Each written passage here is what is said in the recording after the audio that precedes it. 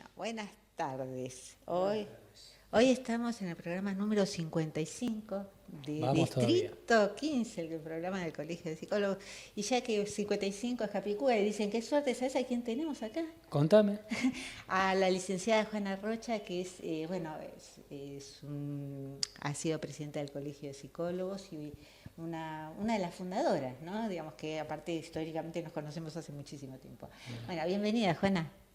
¿Qué tal? Buenas tardes a todos. Bueno, Juana, el colegio está por cumplir 30 años.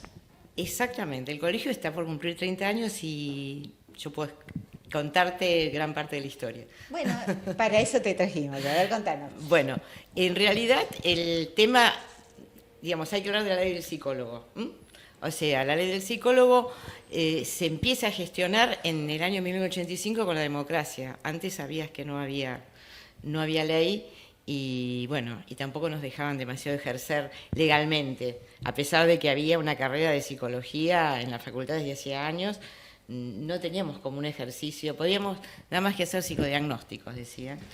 Y bueno, a partir del año 85 se empieza a trabajar acá en Zona Norte con el tema, que primero está justamente ABSOM, que fue previo al colegio, que es la Asociación de Psicólogos de Zona Norte, que es la que gestiona después toda la organización que tiene que ver con el colegio, por el cual se reúnen distintas asociaciones, como la de San Martín, la también Escobar y San Isidro, y a partir de ahí es que se hace un censo de psicólogos, y después del censo de psicólogos, en febrero de 1987, es que se hacen las primeras elecciones. Ya con la ley.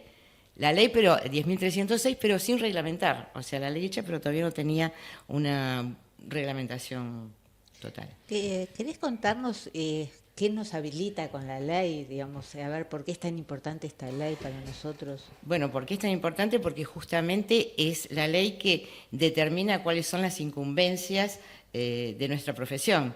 Es decir, y en qué estamos habilitados a hacer desde el título que realmente nos otorga la universidad.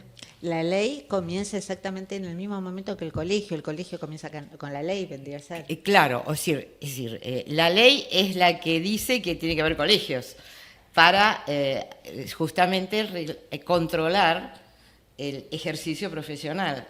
Controlar, digamos, bueno, que los psicólogos estén matriculados, estén, digamos, de alguna manera cohesionados en un lugar para defender sus derechos y para, bueno, para ejercer su profesión de una manera libre. Y esto también garantiza un poco a la sociedad que el que está ejerciendo psicología esté como, bueno, tenga un título habilitante y demás, porque si no también cabía la posibilidad de que, bueno, que alguien hiciera algunas prácticas sin estar habilitado, ¿no es Sí, cierto? eso lo sabemos, y lo que pasa es que lamentablemente sigue ocurriendo en muchos casos. Sabemos que, Ajá. Sí, sabes, Susana, que por ahí hay gente que se dice psicólogo y no lo es. Y Pensé que estaba más controlado ahora, pero bueno. Está controlado, pero todavía lamentablemente sigue existiendo. Bueno, igual se redujo mucho. Ahora, ¿nos podés contar un poco a los que somos muy jóvenes? ¿Cómo eran esos primeros pasos de ese colegio de ese primer colegio? Porque yo hoy veo al colegio con los objetivos que hoy se plantea, ¿no? Con las propuestas, con las comisiones, y me pregunto también, un poco en los inicios, bueno, ¿qué se proponía y qué se planteaba el colegio y qué podía en ese momento, ¿no? Yo te cuento. Yo fui la primera secretaria del colegio. Fui presidenta después, a los 2 años, pero fui la primera secretaria. Y el colegio se inició en mi consultorio. Es decir, yo usaba el consultorio a la tarde y a la mañana todo lo que es la parte administrativa, en que se empezó, digamos, a matricular, a que se tenían que acercar los psicólogos y bueno, tenían que hacer traer su título, había que hacer todo un trámite y matricularse. Ahí, digamos, es donde se inicia. Inclusive teníamos las reuniones ahí, hay una anécdota muy graciosa porque yo tenía un consultorio de chicos, vos lo conocías, y yo tenía una mesa y nos reuníamos alrededor de esa mesa. Y ahí empezó. Pero después se pudo desarrollar, yo te digo, yo en el 89 A partir del 89 soy presidenta y ahí ya empezamos a trabajar, inclusive empezó el inicio de las escuelas de especialización con la escuela sistémica y la escuela psicoanalítica. Ya en 2 años empezó. Y también teníamos lo que se llama el SAC, que es ahora se llama SICO, pero es el Servicio de Atención Comunitaria, digamos, que fue el antecesor del SICO en realidad. Es otro nombre, pero cumple la misma función. Claro, Mariano, quizás, todos los psicólogos jóvenes no saben del padecimiento que había antes de la ley, porque en realidad no podías hacer más que psicodiagnósticos, tal cual dice ella, y todo tenía que estar muy supervisado por psiquiatras. O sea, si vos no tenías algún psiquiatra que te habilitara o te pidiera un psicodiagnóstico, prácticamente tenías un título que no podías usar. Claro. Y tampoco los psiquiatras pedían demasiados psicodiagnósticos tampoco. Entonces, en realidad el primer tiempo del colegio fue básicamente como para lograr esta identidad profesional. Entonces, por ahí, es probable que, esos primeros 4 años lo que se trabajó más debió haber sido como para juntar psicólogos para que nos matriculemos. Claro, ese era el trabajo justamente, digamos, que el psicólogo se matriculara y estuviera legalmente representado a nivel institucional.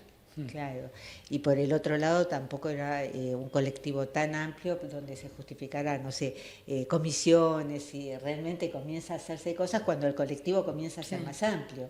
No, pero hubo comisiones, prácticamente en los 2 años ya empezó a haber comisiones de trabajo. Sí, había comisiones.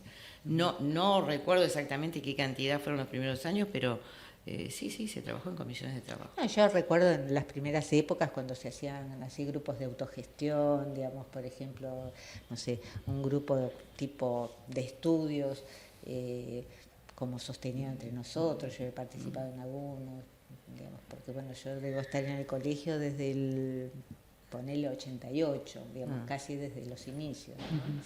¿Y la caja se crea paralelamente o después? No, la caja es mucho más posterior, no me acuerdo exactamente, pero no, la caja es bastante más posterior. La caja es del año 99. 98, 99, debe tener 20 años la caja, más o menos ahora. No, 99, sí, cerca del 2000. La caja es casi cerca del 2000. Sí, es muy posterior la caja, sí. Bueno, o sea, un trabajo como de hormiga, porque desde aquel momento en tu oficina, en tu consultorio, con esa mesita, ¿no?, de niños, a pasar a, un colegio como el que tenemos hoy, que inclusive sigue creciendo y con sedes descentralizadas, ¿no? Como seguramente. Realmente hubo un gran crecimiento, ¿viste? Todos estos años, por suerte, ¿no? Todos estos años hubo un importante crecimiento y también un importante crecimiento en la cantidad obviamente, de psicólogos que están matriculados, que se han recibido, que están trabajando en distintas actividades. Y también se han ampliado muchos campos de acción, ¿no te parece, Juana?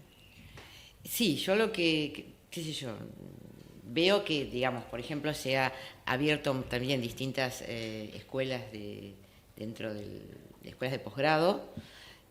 Otro tema que también se trabajó fue todo el tema de especializaciones. O sea, que hay todo una forma de lograr una especialización que lleva todo un trámite, exámenes, etcétera. Sí, hay todo un protocolo hecho. Hay todo un protocolo hecho respecto a la especialización. Y Juana, me pregunto, digamos, en esos inicios, ¿qué te motivó a meterte en algo así, ¿no?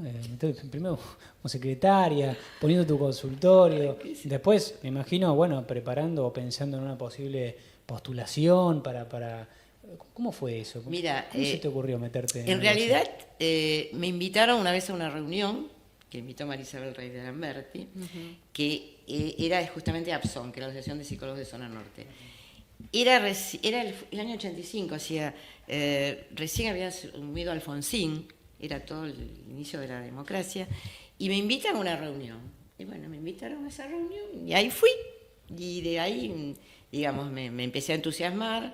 Ahí yo también, digamos, empecé a integrar APSON. Y entonces hubo esos 2 años, del 85 al 87, que es que APSON va fogoneando el tema de la ley y del hecho de armar los colegios. O sea, era algo totalmente delegado del Estado Sí, en esto que iba a ser un organismo. Sí, exactamente. De gestión, como si fuese una gestión privada. Exactamente. Empezó así, digamos, eran asociaciones de psicólogos que ya existían en la zona. Claro. Y que estaban luchando justamente por la ley. Claro. Entonces, bueno, surge la ley, se consigue la ley y a partir de ahí, bueno, hay que consolidarlo eso en una institución. ¿Y cuáles crees que deberían ser o que son los objetivos hoy, así como en ese momento el objetivo fue, bueno, a ver, consolidémonos a través de una organización, algo que nos represente, digamos, que nos fortalezca a partir de la ley? A hoy, 30 años más tarde, ¿cuáles crees que son los objetivos que deberíamos plantearnos hoy los psicólogos, ¿no? Y yo creo que en parte siguen persistiendo esos objetivos que tienen que ver con la defensa de la legalidad de nuestra profesión, como te decía antes, ¿no? Que veo que a veces hay situaciones conocidas en que hay gente que dice ejercer una profesión que no tiene. Yo creo que eso sigue estando en pie. También sigue estando en pie todo lo que tiene que ver con el trabajo con obras sociales, o sea, la ampliación del campo de trabajo nuestro, creo que es importante. Creo que también hay que replantearse, bueno, todo lo que son las nuevas patologías, ¿no? Que creo que eso también tiene que ver justamente con una profundización en lo que son las escuelas de posgrado, en las distintas orientaciones que uno puede ver y estudiar. Y creo que se amplió bastante, que se tomó de cognitivo-conductual, también de toda la parte de neuropsicología. Se está trabajando en una apertura en estos campos importantes. Claro, ¿vos pensás como que habría que tratar de generar más espacios de investigación por ahí? Y yo creo que sí. Ajá. A mí hay temas que me preocupan bastante, sobre todo la parte infantil y juvenil. O sea, si quieren les comento, si este año yo he recibido muchas consultas de chicos entre 5 y 7 y adolescentes de 13 y 15.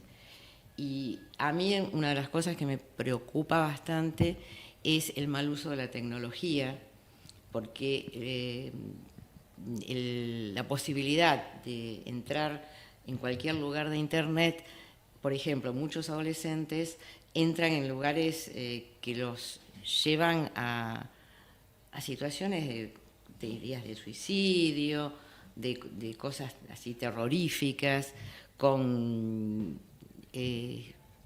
no con personas, sino como especie de robot. Y en los chicos más chiquitos he visto una especie de confusión, justamente, un exceso de ver determinadas cosas por Internet, que tienen a veces una confusión entre fantasía y realidad.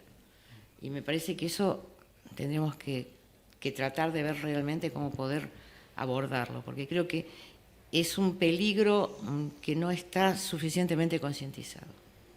¿Esto vos crees que es un tema evolutivo de los niños o tiene que ver con una crisis social, que las familias por ahí no pueden contener lo suficiente? No, yo creo que lo que pasa es que el otro día fui a un jardín de infantes y una nena me dice, muy sueltita, dice, ay, yo tengo un hermano más grande, de 10 años. Bueno, pero no es tan grande porque todavía no tiene celular. Fíjate, el criterio de ser grande para esta nena de 5 años era tener un celular. Y muchas veces sí hay un no control de los padres, que a veces es muy difícil, porque los chicos se meten en YouTube y los padres es muy difícil que los puedan controlar. A lo mejor es el chico más adolescente, pero hay chicos chiquitos que por ahí ven, aparte los dibujos animados, también hay dibujos animados que son muy, yo los llamo siniestros. Hay dibujos animados que tienen contenidos muy siniestros. Y los chicos lo ven como cosas normales. Y lo peor que creo que no lo ven los chicos solamente como cosas normales, sino que por ahí los padres lo están viendo.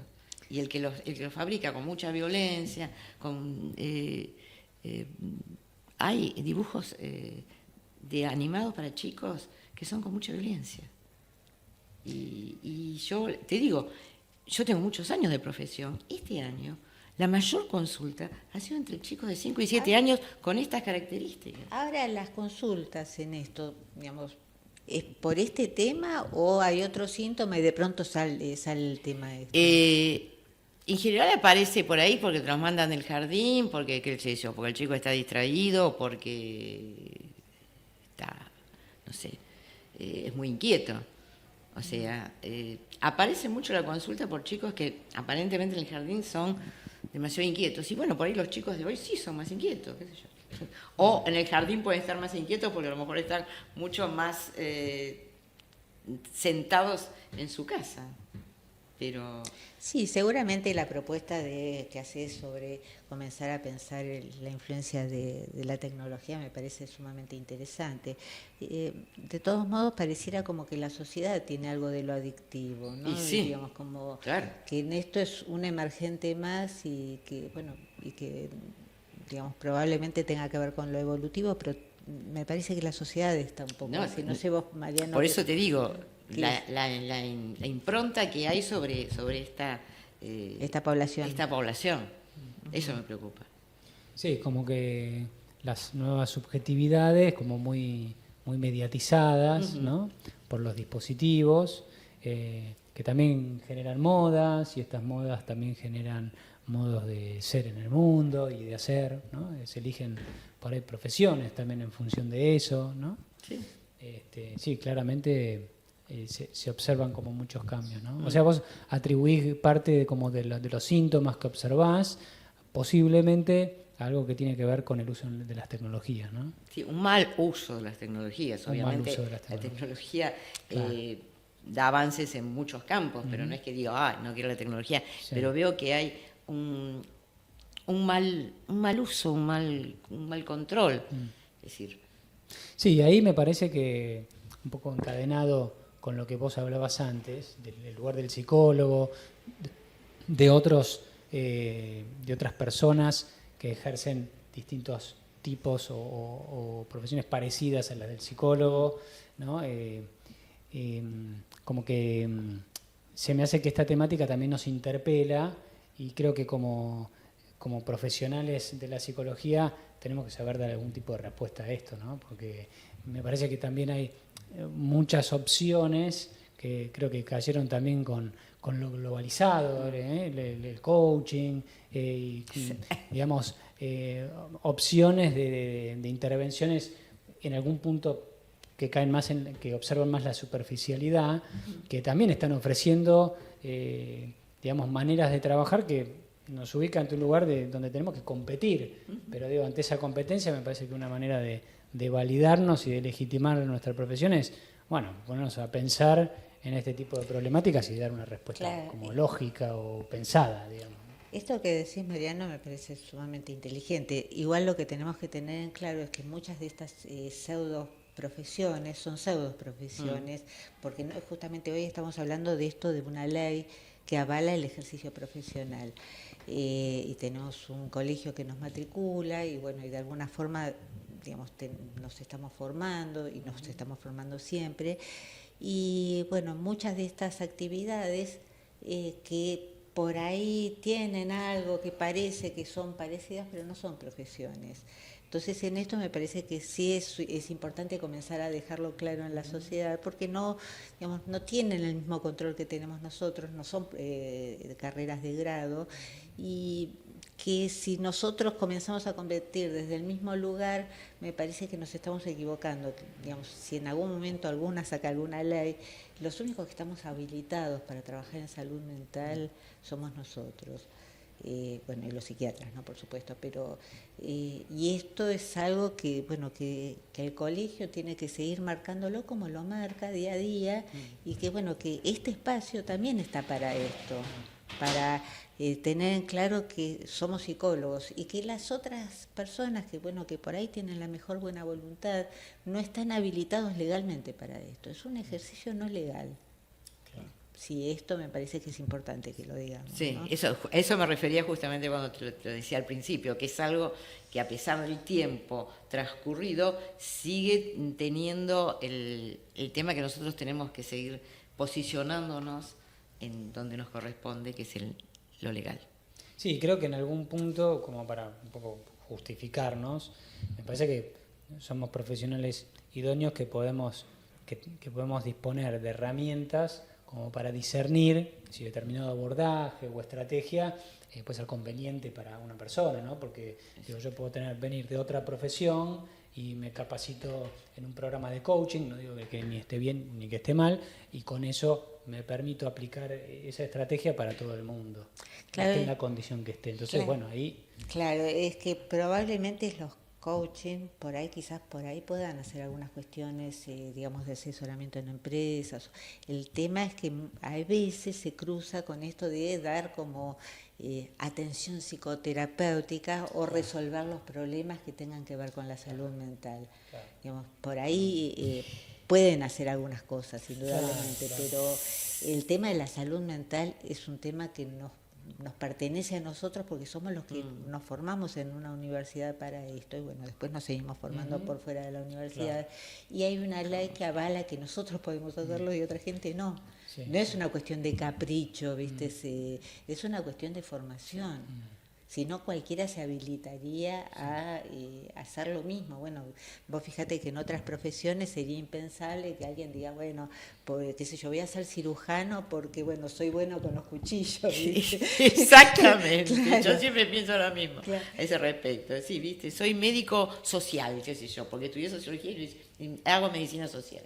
No, claro. El peligro que yo encuentro, perdón que insista en esto, pero a veces me preocupa, es que también se dan falsas imágenes. O sea, vos hablás con gente, yo veo, no personas, pero los counselors también, y aparecen en situaciones en que dicen, no, pero nosotros no hacemos psicoterapia, no, para nada, pero aparecen avisos en que dice, angustia, ansiedad, fobias, resolvelo ya.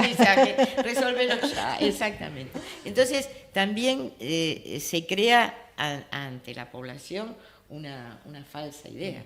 No estamos planteando que si tienen que o no existir estas cosas, sino que se puedan demarcar bien cuáles son los límites.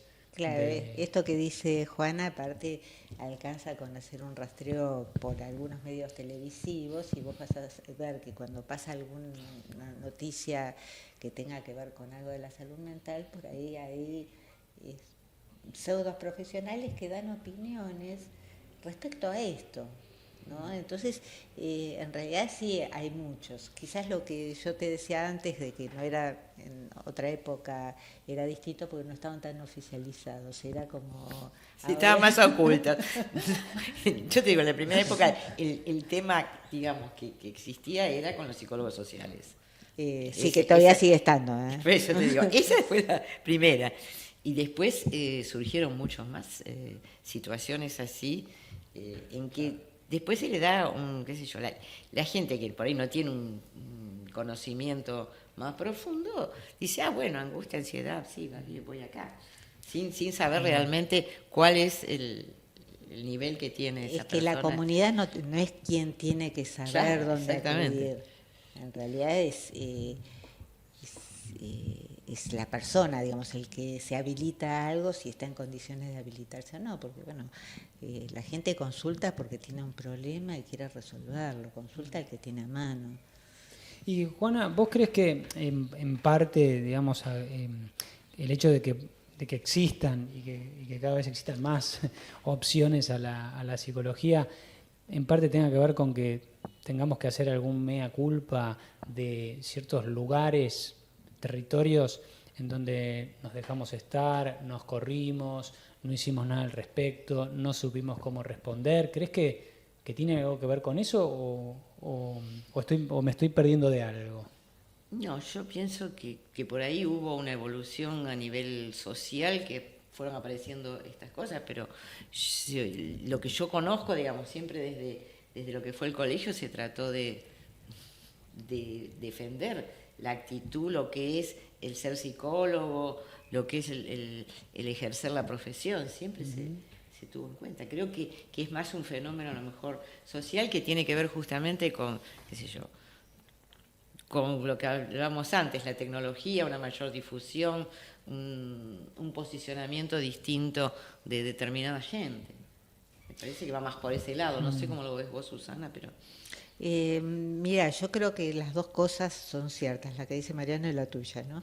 Porque en realidad creo que sí se descuidó, no desde el colegio, sino quizás porque, bueno, estuvimos como ocupados en otras cuestiones, pero cuestiones sociales y laborales, por ejemplo, por ahí bueno, por ahí durante mucho tiempo fuimos un poco individualistas, ¿no? La realidad fue la realidad del consultorio.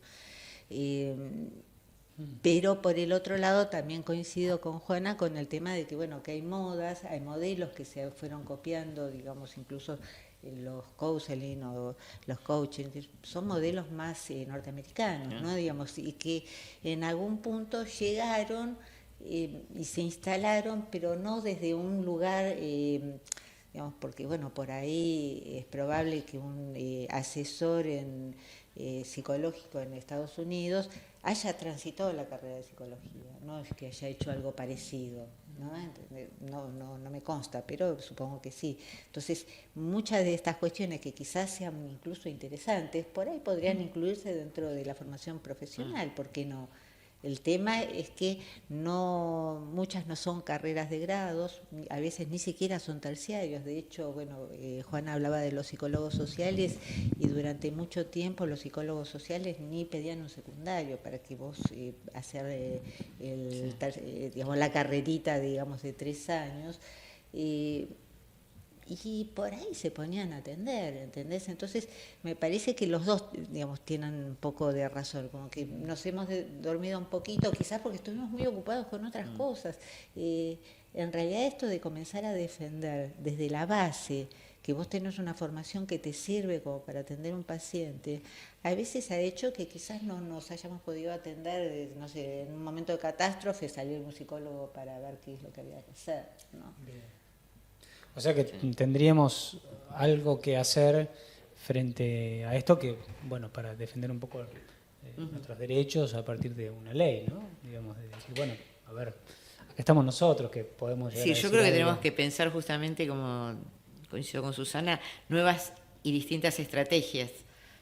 Tal vez no, como dice, no quedarnos tanto a lo mejor a veces en lo individual, que uno se ha quedado mucho, ¿no? En consultorio.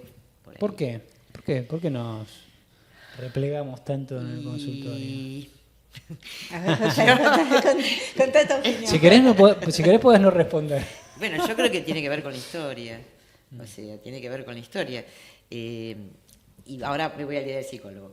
Fíjate que el Día del Psicólogo se pone el 13 de octubre del año 1974. La semana que viene. La semana que viene en un encuentro... 1974, en un encuentro nacional que hubo en Córdoba de profesionales psicólogos y estudiantes.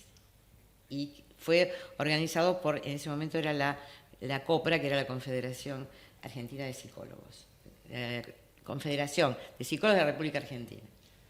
Estamos hablando del año 1974, no había ley. Estamos hablando de que no había ley. Y es más, al año siguiente la COPRA es disuelta y después la COPRA después se organiza lo que es la Federación de Psicólogos, la FEPRA, la Federación de Psicólogos de la República Argentina. Y el que había impulsado en ese momento, el que está impulsando todo lo que era la lucha del psicólogo, fue la Asociación de Psicólogos de Buenos Aires, que fue la primera asociación, de la cual, bueno, Beatriz Perocio fue una de esas desaparecidas. Entonces hubo todo un periodo, sabemos qué periodo. Hubo que replegarse. Que hubo que replegarse. Yo creo que eso influyó mucho en este repliegue. También creo que a lo mejor, la formación, que básicamente en esa época era psicoanalítica, más allá de lo que uno piense, ¿no? Claro. De distintas orientaciones. Pero después empezaron a abrir distintas formas de ver, y que yo creo que, que uno tiene que tener un poco... adherir a algunas y tener conocimiento también de las otras variables con las cuales se puede operar. Yo creo que eso, de alguna manera, es lo que produjo un repliegue así más individualista. Claro.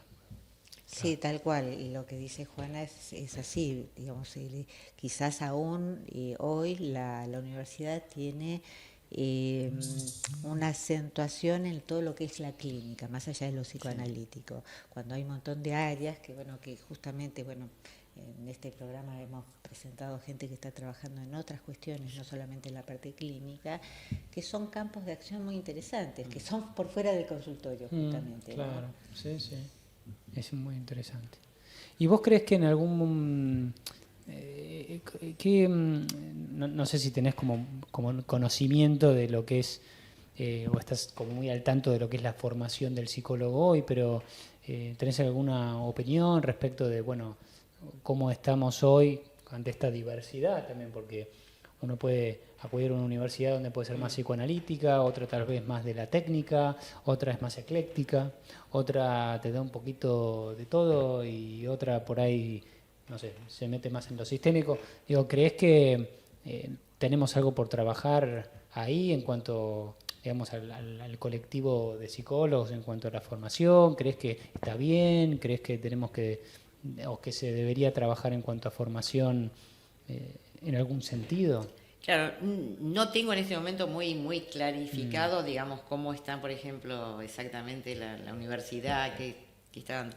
Pero por eso dije antes, lo que creo que es importante es que las escuelas de posgrado que se fueron abriendo tomen distintos aspectos, escuelas de posgrado del colegio, tomen justamente distintas orientaciones, distintas formas de pensar, de ver distintas áreas. Me parece que eso es muy interesante. Está bueno, porque gran parte de nuestra tarea tiene que ver con pensar, y si pensamos, cuanto más pensemos desde distintas perspectivas, mejor, me parece.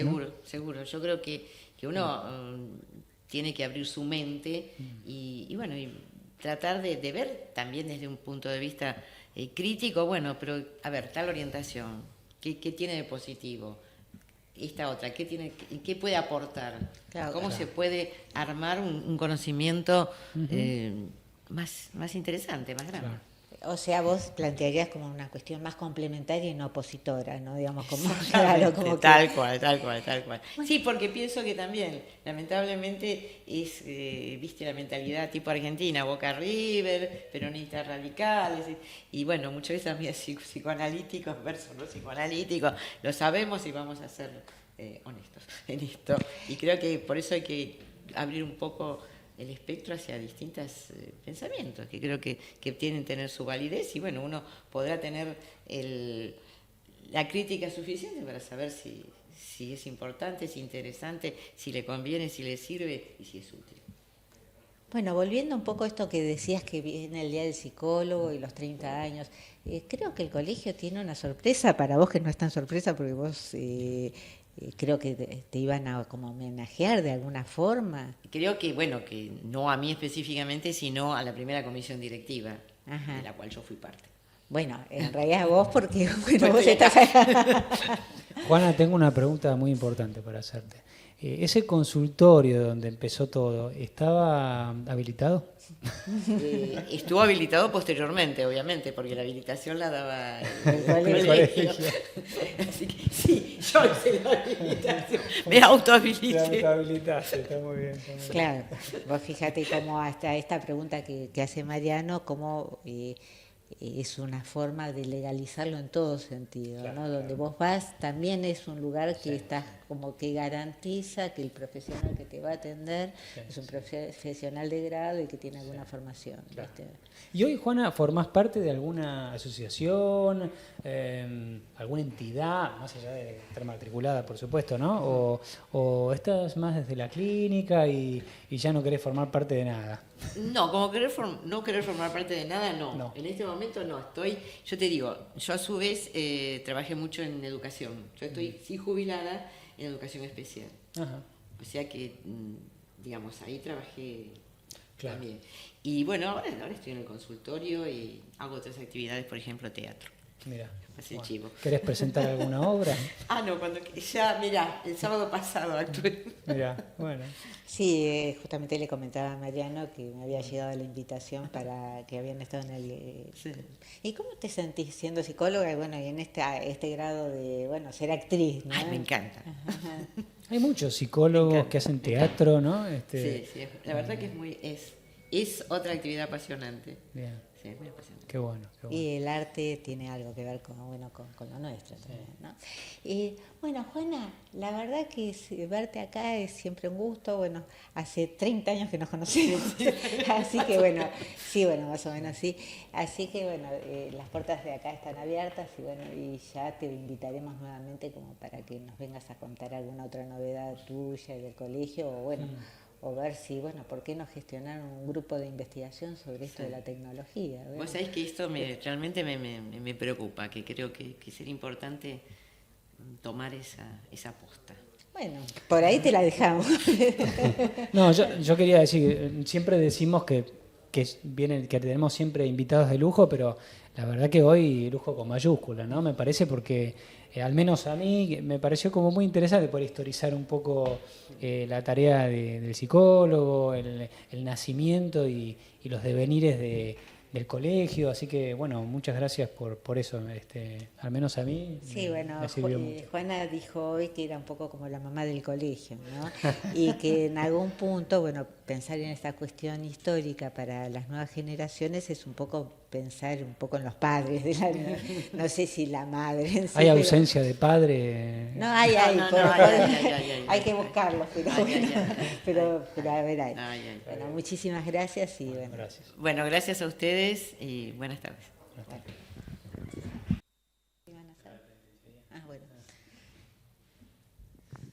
Bueno, Mariano, viste que lo que es la historia puesta así en vivo, ¿eh? Sí.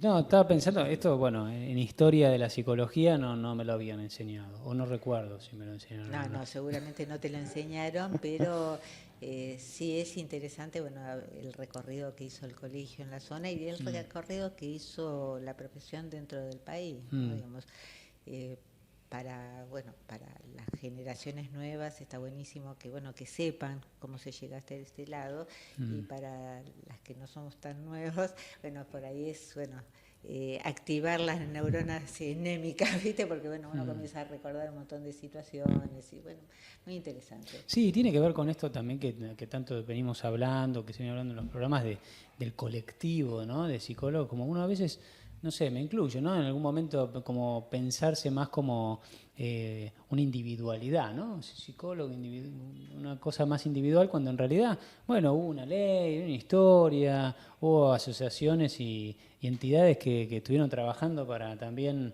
fortalecer la profesión, y me parece que eso está bueno saberlo, ¿no? Claro, sí, me parece que está bueno saber que que uno está donde está porque hubo lo anterior que también favoreció a esto, con las fallas y con los aciertos, ¿no? Por supuesto. ¿Y sabés qué más estuvo bueno? Ya que estamos hablando de lo bueno. Estuvo bueno la jornada del sábado, hicimos la mesa de diálogo intercomisiones, te vi que viniste, la verdad que que te voy a decir yo que estuvo bueno porque vos eras uno de los participantes que queda mejor que lo diga yo, ¿viste? Es una cuestión de... No queda muy bien, Claro, esto que estamos diciendo del narcisismo, de la individualidad, estuve bárbaro. No, la verdad que la mesa muy interesante, no sé cómo te resultó a vos, si es lo que esperabas, pero a mí me resultó muy interesante la participación de todas las comisiones en este objetivo común que es, este proyecto de vida, ¿no? Como que hay un proyecto de vida que también parece que es dado naturalmente y cómo puede estar obstaculizado por muchas áreas y el sociólogo que invitaron me pareció magnífico, una opinión distinta en esta cosa de complementar, ¿no? Sí, nos trajo algunos conceptos, ¿no? Como de Bauman, de la sociología, historizó un poco, ¿no? Como hicimos hoy acá también, y yo me llevé como un tema central en la importancia de trabajar en el despliegue de las subjetividades, en dar importancia al deseo, en dar lugar al deseo, en en las distintas subjetividades, ¿no? O sea, bueno, hablamos desde las comisiones de psicogerontología, ¿no? En los adultos mayores, integración y discapacidad, ¿no? También hemos mencionado algo que tiene que ver con la experiencia que tuvimos en la penitenciaría, es decir, por ahí también a lo largo de la historia creo que hubo una evolución en cuanto al trato que se dio, por ejemplo, a las personas con discapacidad, ¿no? Donde había alguien que no podía, ¿no? Esto ya lo habíamos hablado en algunos programas anteriores con gente del área de la Comisión de Discapacidad, ¿no? Pero era tomado como alguien que no podía y que habían otros que decidían por esa persona. Y creo que, bueno, de a poco se fue logrando que se pueda rescatar y trabajar en la subjetividad de las personas, ¿no? Y en la integración del individuo en la sociedad. Exactamente, también, ¿no? Como sí. que en realidad yo me quedé pensando en los otros días cuando los escuchaba, en algo que la verdad que no te podría decir quién lo dijo, pero es como que nadie puede todo y que nadie no puede nada, ¿no? Digamos, dicho más o menos en otras palabras, ¿no? Entonces yo me quedó ese concepto, ¿no? Como que este poder o no poder no es un dato absoluto, ¿no? Que quizás todos tenemos alguna limitación en algunas cuestiones y que todos por ahí tenemos alguna potenciación, ¿no? Sí. Y me pareció realmente muy bien, ¿no? Muy interesante, ¿no? Sí, al menos a mí, que bueno, que estoy en el área de la orientación, me parece, a mí me fue muy interesante el diálogo que se dio, porque bueno, claramente me fui con aportes y conociendo un poquito más de las realidades de estas otras comisiones de las cuales, bueno, te mencionaba hace un rato. Así que, la verdad, bueno, respondiendo un poco a lo que vos me planteabas, narcisismo dejándolo de por medio, estoy satisfecho porque creo que se dio como nos permitimos que fluya la temática, nos permitimos que acontezca algo a partir de ese encuentro, donde si bien fuimos con ciertos lineamientos para empezar a pensar, después lo que fue armándose ahí fue algo nuevo, fue algo impensado, es decir, no fuimos con un resultado previo, ¿no? Que íbamos a simplemente expresarlo, claro, ¿no? a buscar Sino el resultado, digamos. fuimos a encontrarnos y a pensar juntos. Y me parece que hubieron algunas líneas de pensamientos, ideas, preocupaciones. Pasamos por distintos estados de ánimo, ¿no? Como viendo la sociedad, analizándola y tratando de pensar en nuevos rumbos y pensar también con optimismo. Así que la verdad que estuvo muy bien. Creo que como uno de los objetivos de la comisión, que fue armar alguna jornada en este primer año, me voy como muy contento. Sumado, bueno, hoy terminamos también con el trabajo en la penitenciaría de San Martín, que habíamos iniciado en julio con estos talleres y también como muy enriquecido. ¿Este nos es fuimos... el segundo grupo de talleres que haces en la Claro, fue una segunda etapa con el propuesta mismo y etapa, claro, en el mismo sentido, la misma temática, pero profundizando un poco más. grupo? ¿Pero con la misma población? Hubo personas que aparecieron, hubo personas que se mantuvieron desde el primer grupo y continuaron en un segundo, hubo quienes empezaban, abandonaban, hubo una población como más estable, otros que llegaban y se iban, otros que nada más se iban, otros que llegaron tarde, pero estuvo interesante, estuvo Si muy vos interesante. pudieras decirnos, no sé, con pocas palabras, una frase, ¿cuál es la sensación que te quedó trabajando con otra de las poblaciones que también muchas veces quedan como marginadas, como no por el tiempo que están por fuera, sino quizás muchas veces de por vida, ¿no? Sí, no, la verdad que me voy con un montón de ideas, pero por ahí algunas que puedo mencionarte, me pareció interesante, creo que pudimos aportar algo en cuanto a validar a las personas, legitimarlas en sus fortalezas, en lo que tienen, en lo que pueden dar, en sus recursos. Notamos que en muchos de los casos esto no estaba. Había cierta mirada acerca de ellos mismos como de personas que algunos no habían tenido ninguna experiencia laboral, por lo tanto nunca iban a poder trabajar en un trabajo calificado, un trabajo en relación de dependencia, por ejemplo, y en algunos casos se pudo revertir esto, ¿no? Y empoderarlos y hacerlos sentir como personas que valen, que tienen algo para ofrecer, que tienen recursos. Eso fue, creo que de las cosas que más rescato, ¿no? Pero sí nos vamos, junto con Pablo Torres, que juntos hicimos este proyecto, también con muchas inquietudes, ¿no? Por desconocimiento, ¿no? Por desconocimiento de lo que es las penitenciarías, de lo que sucede ahí adentro, de la psicología de las personas que están ahí dentro, de lo que les pasa. Así que bueno, también nos vamos con muchas preguntas abiertas sin responder, y con ganas de tratar de entender un poco más eso, ¿no? ¿Esta experiencia se piensa volver a repetir con la misma población o esto, bueno, sería, bueno, un final como para repensar y ofrecerlo en otro momento con otra población en otro lado? No, quedamos con ganas de volver, vamos a volver el año que viene, vamos a repensar la propuesta para que sea atractiva para los que estén ahí.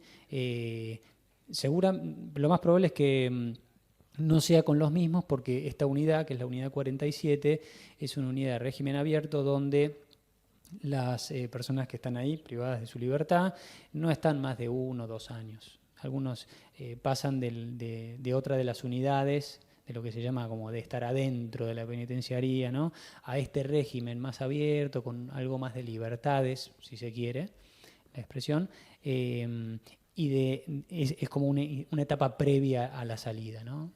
Donde ya están como empezando a tramitar el beneficio de salir antes o libertad condicional, como una etapa como previa a la salida, ¿no?, de preparación. Y ahí funciona, por ejemplo, el plan Fines, hay un plan de huerta, hay un proyecto, bueno, nuestro proyecto del taller de estrategias de afrontamiento, bueno, también está la Universidad de San Martín, que da 2 carreras, que es Sociología y Trabajo Social. Es decir, hay muchas propuestas también para todas estas personas que están en este régimen, para de algún modo ayudarlos a prepararse para la salida, para, por ejemplo, terminar la secundaria, ¿no?, o iniciar una carrera. Claro, pero iniciar la carrera que no la podría terminar en ese mismo lugar.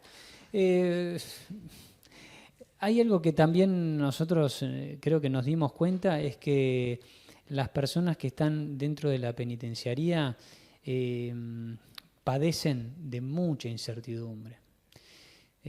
Realmente no saben qué es lo que les va a pasar. Nos hemos encontrado por ahí trabajando con alguna persona puntualmente, que con todo el entusiasmo y las ganas de salir y esperando un beneficio, y de pronto que lo retiren del régimen abierto y que vuelva, como quien dice, quien vuelva a empezar, ¿no?, quien retroceda, y después lo enviaron a otra penitenciaría. Es decir, realmente en algunos casos lo viven con mucha incertidumbre, no saben realmente lo que va a pasarles, ¿no? Claro, esto debe ser una dificultad bastante importante en relación a cualquier proyecto de vida, sí, ¿no? Cualquier totalmente. ¿Sabes qué me quedé pensando al hacerte una pregunta, ¿no? Vos hablabas de que muchos no saben sus fortalezas, y que bueno, que de alguna forma algunos pudieron salir un poquito más empoderados. Se me ocurría pensar que esto tiene que ver con una especie de falta de autoestima, pérdida. Esto, ¿cómo lo pensaste vos? ¿Como que es previo bueno, a estas internaciones, digamos, por, digamos, estas privaciones de la libertad, o ya, digamos, se delinque quizás porque hay una baja autoestima? Yo creo que una de las posibles hipótesis hipótesis de conclusiones que al menos yo pensé, es que yo creo que parte de la respuesta tiene que ver con la falta de redes de contención y de apoyo social en estas personas. Pero hay personas que desde muy temprana edad o vivieron códigos de mucha violencia, o de lugares donde no rige la ley, o donde no pertenecían a ningún tipo de institución, ni siquiera una familia que funcionara como tal.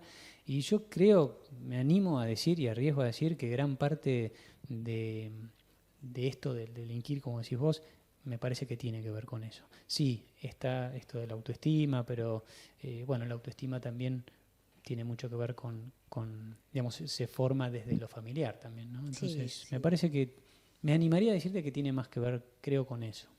Bueno, mira, muy interesante y asociando un poco con lo que decía Juana, bueno, qué importante es que, bueno, vayamos armando grupos de investigación sobre distintas áreas, bueno, para poder, bueno, conquistar el mundo, como dirías vos. Sí, sí. Bueno, se nos acabó el programa, Mariano. Así es, así es. Y bueno, Así vamos que, por el 56. sí, bueno, el 56 será la semana que viene, que seguramente tendremos algún invitado Sí, de sí. lujo, como siempre. Ya tenemos la agenda toda ocupada. Bueno, Muy bien. hasta la próxima. Hasta la próxima.